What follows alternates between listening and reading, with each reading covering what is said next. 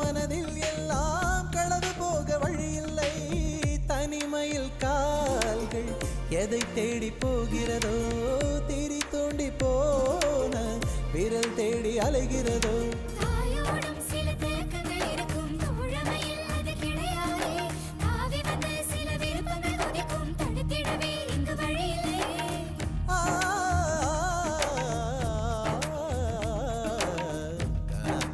காலங்கள் கரைந்தோடும் நேரங்கள் கரையாத கோலம் போ